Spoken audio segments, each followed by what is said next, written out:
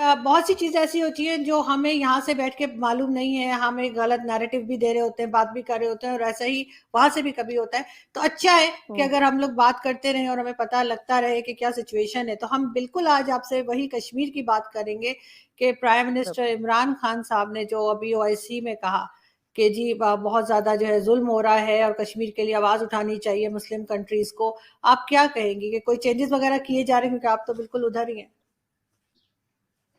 Changes क्या किए जा रहे हैं जब यहाँ पे ऐसे कोई जुल्म। देखिए, जुल्म अगर आप कहते हो, जो लॉ ब्रेकर्स होते हैं उनको अगर पुलिस उठा के जाती है, अगर उसको आप जुल्म कहते हो, कि अगर आप ये चाहते हो कि जो लॉ ब्रेक करते हैं वो ब्रेक करते जाएं, वो यहाँ की सिविलियंस को मारते जाएं जिहाद के नाम पे, या किसी आजादी के नाम पे। आई मीन, एक हम, जैसे मैंने आपको पहले भी कहा है Arzoo, we are a secular democratic country. अब इससे ज्यादा आजादी क्या हो सकती है? अगर कोई इस मिथ को और इस फैब्रिकेटेड कॉन्फ्लिक्ट को आगे बढ़ाने के लिए अगर यहाँ पे दहशतगर्दी बढ़ाएगा, ऑब्वियस सी बात है कि he will face the law, he will face the wrath of the law. उसको सिक्योरिटी फोर्सेस उठा ले जाएंगे। अब एक कॉन्विक्ट को अगर सिक्योरिटी फोर्सेस उठाते हैं because he breaks the law, अगर उसको प्राइम मिनिस्टर इमरान खान उसको अगर जुल्म कहते हैं, ये जुल्म तो फिर होना चाहिए। कहीं भी अगर लॉ अगर ब्रेक हो रहा है, अगर सिक्योरिटी फोर्सेस ने अपने शिकंजे कस लिए हैं आउटलॉज पे, तो इसमें गलत किए तो यहाँ के लोगों के लिए अच्छी बात है, जो दहशतगर्दी फैलाते हैं, जिनकी वजह से एक जमाने में लोगों को अपनी दुकानें बंद रखनी पड़ती थी, बच्चों को स्कूल जाने से रोकना पड़ता था डर के मारे, अपने हमसायों के यहाँ वो मदद करने नहीं जा सकते थे डर के मारे कि उन पे जुल्म हो रहा है, हम बीच में चले गए तो हम पे भी जुल्म हो जाएगा। ऐसे हादसों के शिकार कश्मीरी हुए हैं एक जमाने। अब उस टेररिज्म पे अगर शिकंजा कस लिया है सिक्योरिटी फोर्सेस ने, तो ये तो अच्छी बात है। तो आई एम नॉट श्योर कि प्राइम मिनिस्टर इमरान खान, जिनकी कंट्री खुद टेररिज्म की शिकार रह चुकी है, आपके यहाँ भी कितने पेशावर ब्लास्ट बोल दीजिए, ये ब्लास्ट वो ब्लास्ट, इस्लामाबाद यूनिवर्सिटी ब्लास्ट, कितने आप लोगों ने भी कितना सहा इस टेररिज्म को। अब आप लोगों को भी अगर हम ये बोलें कि टेररिस्ट के साथ आप मतलब जो भी लॉ एंड ऑर्डर के जो भी प्रोसीजर आपकी कंट्री में है, आप जब टेररिस्ट को पकड़ के उसके साथ वो करते हैं, अगर हम बोलने लगे कि आप लोग उन पे जुल्म कर रहे हैं, तो ये क्या सही रहेगा? जाहिर सी नहीं, आप बात है कि बिल्कुल। कोई। जी जी। जी। नहीं, आप ठीक कह रही हैं, लेकिन साथ साथ एक चीज और हमने देखी है याना कि ये तो खैर आप जैसे बता रही हैं कि वहां पे इस तरह की सिचुएशन नहीं है, और जाहिर है जो कोई भी गलत काम करेगा तो उसको तो फोर्सेस उठा के ले जाएंगी। वो तो हमारे यहाँ भी जो है वो बलूचिस्तान में यही कुछ होता है।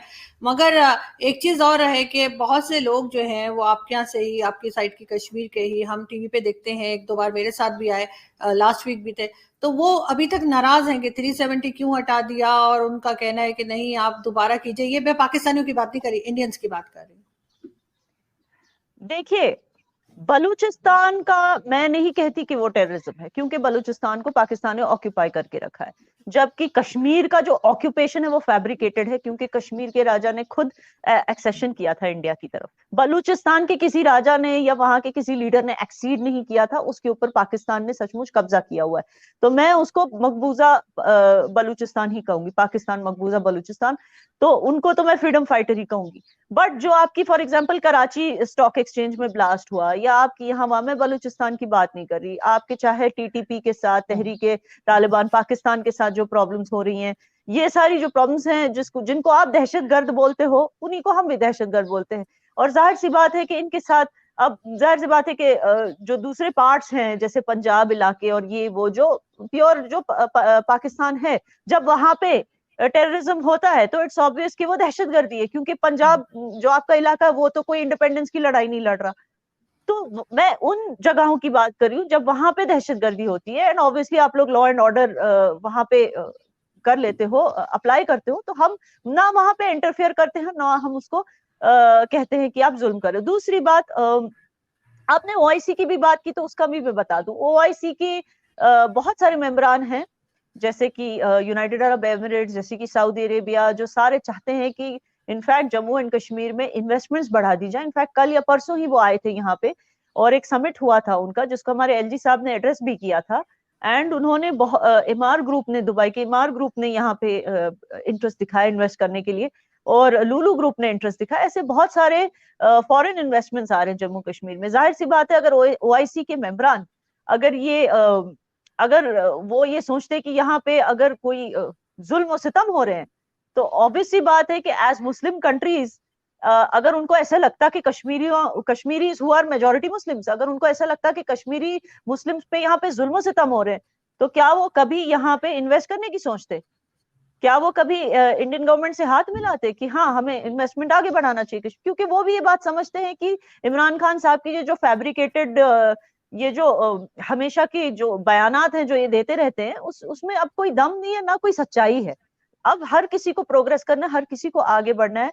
पहले ये होता था कि सोशल मीडिया का जमाना इतना, सोशल मीडिया इतना जब ओपन नहीं था, तब कोई कुछ भी कह देता था, उसको बिलीव कर लेते थे लोग, सिर्फ ये सोच के कि चलो ये भी हमारी तरह मुसलमान है तो ये सच ही बोल रहा होगा। लेकिन अब the world is so open, you know, you can not actually fabricate lies and continue your foreign policy based on those lies, or your country based, or your you can't really ask for funds from you know entities like World Bank and all based on your lies. ये नहीं हो सकता अब, क्योंकि it's all open, all in the open, सच्चाई सबको देखने के लिए खुली है। और फिर आपने 370 की बात की। देखिए अनफॉर्चुनेटली क्या होता है आरजू, आप शायद जिनसे भी बात करती हैं वो किसी ना किसी तरह किसी ना किसी पॉलिटिकल पार्टी से अफिलिएटेड होते हैं। एक सेकंड, नहीं मैंने बात नहीं की, वो आप ही जी के चैनल पे आए थे और मैं भी वहां थी, मैंने तब सुना उनकी बात। जी। तो क्या होता है कि इफ यू टॉक कश्मीर में, अनफॉर्चुनेटली क्या है, there are not many means, because वो इतने साल कॉन्फ्लिक्ट में घिरा हुआ रहा। तो यहाँ पे बहुत सारे लोग जो हैं, every second house you will see that somebody or the other is politically affiliated. इतने छोटे से कश्मीर में इतनी सारी पॉलिटिकल पार्टीज हैं, एंड 370 के होने से क्या होता है, पॉलिटिकल पार्टीज को फायदा होता है, आम आवाम को कुछ फायदा नहीं होता इससे। ठीक है ना, ये क्या बस उनको बोलने के लिए, उनको उकसाने के लिए एक लाइन बोली जाती थी कि दिस वाज योर आइडेंटिटी जो छीनी गई है। बट कौन सी आइडेंटिटी, क्या आइडेंटिटी, इससे उनको कोई फायदा नहीं होता था, बल्कि सिर्फ नुकसान होते थे। नुकसान भी ऐसे होते हैं कि जो भी पॉलिटिकल पार्टी पावर में आती है, ठीक है ना, उसका जो चीफ मिनिस्टर बनता है, ठीक है, अब उस चीफ मिनिस्टर पे ये दबाव नहीं होता कि वो जो सेंटर के जो फंड्स आते हैं कश्मीर के लिए, उन फंड्स का उसने क्या किया, वो ट्रांसपेरेंसी दिखाने का दबाव उस पर नहीं होता बिकॉज ऑफ 370। तो इस वजह से आप समझ सकती हैं कि क्यों जो पॉलिटिकल पार्टीज से राब्ता रखते हैं या सपोर्ट करते हैं, वो क्यों चाहते हैं कि 370 वापस आ जाए, या 370 को नहीं हटना था। क्योंकि वो जो सो कॉल्ड अपनी एक अलग आइडेंटिटी की जो बात करते हैं, वो सिर्फ चीफ मिनिस्टर के लिए होती थी, क्योंकि उसको जो रूलिंग पार्टी होती थी उसको ट्रांसपेरेंसी दिखाने की जरूरत नहीं पड़ती थी, क्योंकि वो एक अलग आइडेंटिटी थी। तो जाहिर सी बात है वो पैसों के साथ कुछ भी कर सकते हैं। अब आप समझ ही सकती हैं कि इतने सालों से सरकार का पैसा कहाँ जाता था। यहाँ पे झूठ बोला जाता था कि जी वो सिर्फ बोलते हैं हमें देते नहीं, और यहाँ अपनी तिजोरी में भरते थे। तो you can imagine how all this is connected. So इस चीज में actually financial point of view है, इसमें कोई डिग्निटी या आइडेंटिटी वाली बात नहीं आती है। नहीं, आप बिल्कुल ठीक कह रही हैं, और हो सकता है कि ऐसा ही हो। और जैसे कि पहले कहा जाता था, हमारे यहाँ पाकिस्तान में भी बताया जाता था कि इंटरनेट नहीं चलता, लोग कनेक्ट नहीं हो पाते, लेकिन खैर आपने कॉल की थी और मुझे लगा कि वाकई में अब सब कुछ ठीक होता जा रहा है, और आई विश कि आगे भी बेहतर से बेहतर होता जाए, इसलिए कि किसी का भी फायदा नहीं है अगर कश्मीर में वहां हो या यहाँ किसी जगह पे इस तरह के लड़ाई झगड़े या टेंशन हो। देखिए एक और चीज मैं कहना चाहती हूँ, आई एम वेरी सरप्राइज्ड। पहले मुझे लगता था कि पाकिस्तान आर्मी एंड इमरान खान जो है वो टैंडम में काम करते हैं। मुझे ऐसा लगता था कि वो पपेट हैं, क्योंकि ऐसी बातें सुनी जाती थी।